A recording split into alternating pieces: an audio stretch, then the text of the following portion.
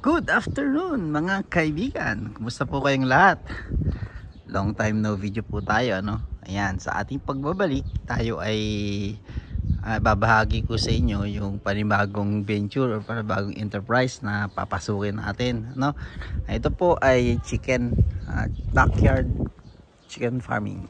Okay, so basically po for egg production sa meat ang napili kong alagaan dito. Konti lang naman dito sa backyard. Dito ko na ilalagay yung supposed to be po ay sana itatamnan ko ng lettuce na hindi po na natuloy dahil naging busy na po tayo. Ayan, pinalagyan na lang ng yero para ma-convert natin sa kulungan ng manok. So yung alagaan po natin dito ay heritage type na chicken. So ang disenyo po nun, unlike po yung ating mga native chicken, no, yung pong heritage ay mga chicken na dual type. So pwede po sa meat at pwede rin sa egg. Okay? So syempre po yung ipoproduce ng egg ay yung brown. So tetest ako ng brown egg production, and then yung lalaki syempre for meat production.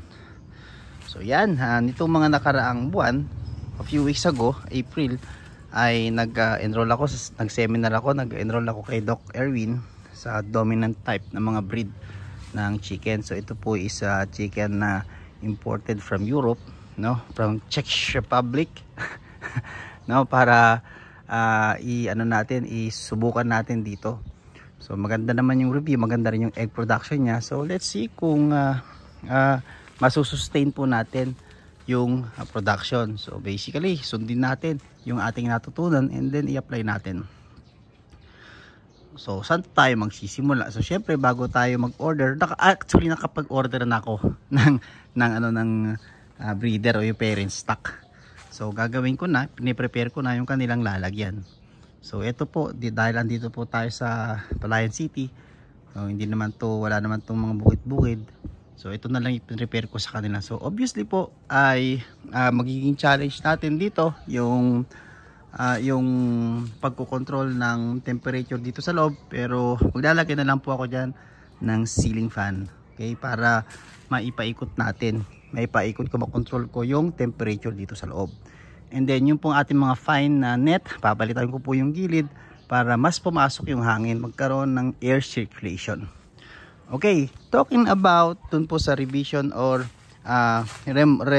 remodeling, no, ng ating pen, hindi ko na po inalis yung UV plastic dun sa ibabaw ng mga kawayan.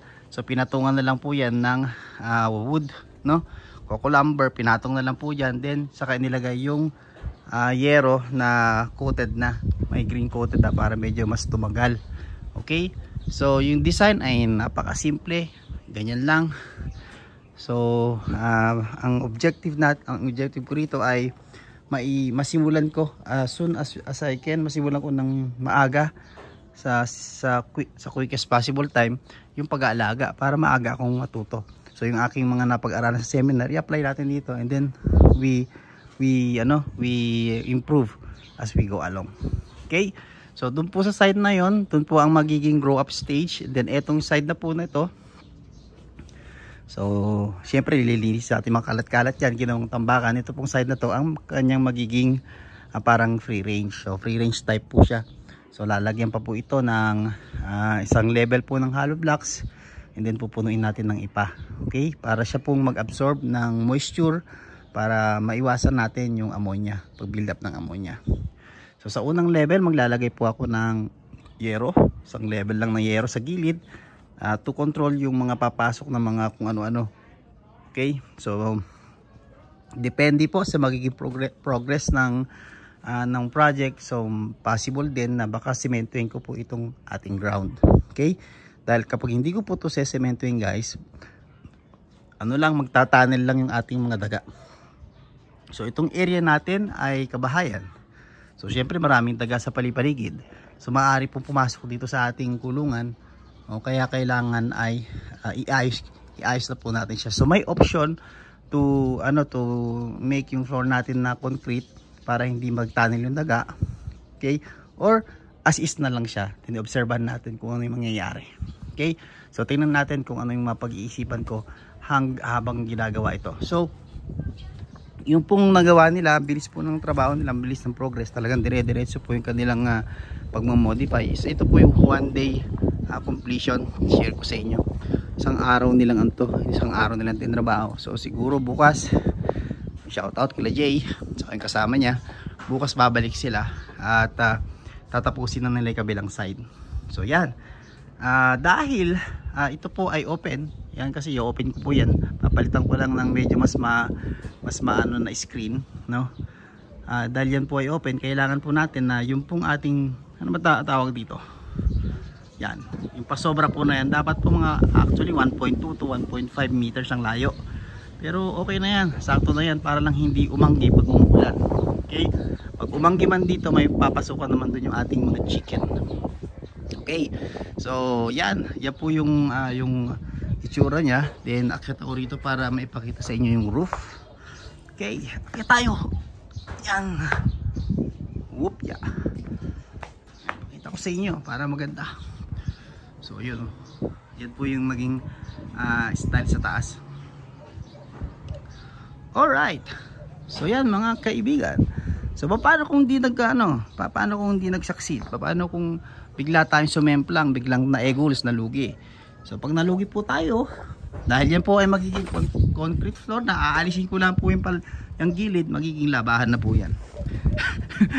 Yun po yung ating backup plan para naman hindi masayang yung ating binild up dyan. Okay, so bukod po dito sa piniprepare nating breeding pen, ay ready na rin yung ating lalagyan ng brooder. So yung mga day old chick na darating, 50 piraso po yun, 25 na pure na Rhode Island Red, saka barred Plymouth Rock BPR, tigto 25 po yun. Dun po ako magsisimula. So yung gusto ko pong breed sana is yung dominant brown or yung decal brown, kaya lang hindi pa po pwede yung naka-stop pa po yung importation ng parent stock, kaya ang bibiling ko na naman po ay yung kanilang mga hybrid. Okay, doon na po yun sa farm sa Castañeda sa Nueva Vizcaya.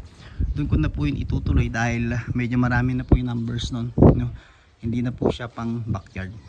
Okay, so dito sa bahay, sa tabi ng bahay natin, ay i-control ko yung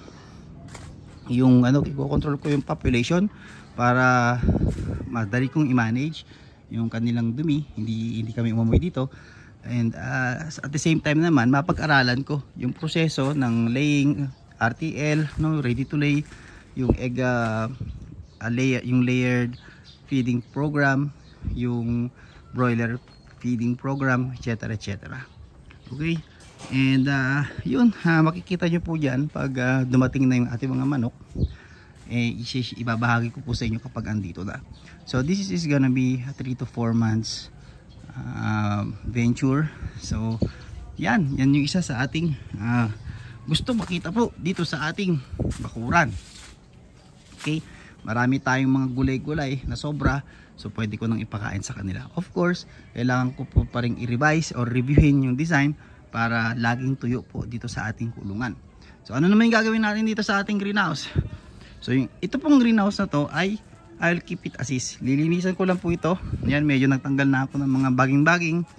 Wawalisan, lilinisin, magtatanim ako rito ng tomato. Okay? Tomato po itatanim natin para nakalapit dito sa ating manukan. So may tomato din tayo rito, may manok tayo yan. So maganda siguro. So either tomato or yung mas mababa lang na na halaman para yung hangin iikot pa rin sa ating pen. Okay?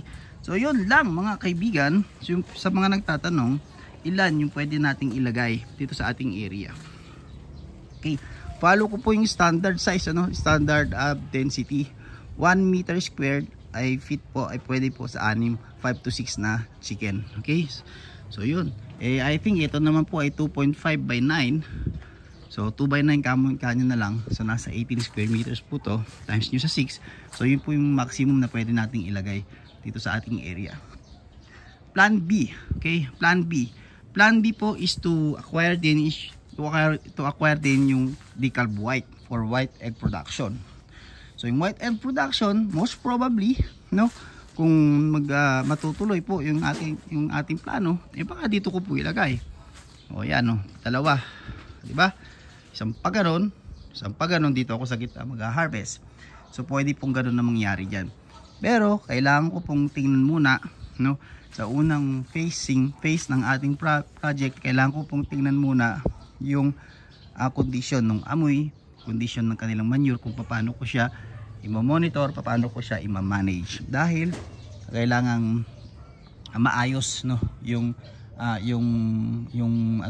paglilinis ng ating mga chicken manure. Although meron na po akong plan kung paano yan ma-mitigate yung amoy niya, paano ma-lessen, iba pa rin po pag sa actual na. Okay, kaya medyo hinay-hinay lang po tayo sa pag-prepare. So yan mga kaibigan, so yan po yung ating proyekto sa ngayon. Okay, so good luck sa atin. Magkita-kita po tayo sa susunod na video. Long time no video. At kung ito yung pinanood, maraming salamat. At maraming salamat sa inyong pagsubaybay. Mag-ingat po kayo lahat. Magkita-kita po tayo muli sa susunod nating video. Bye bye.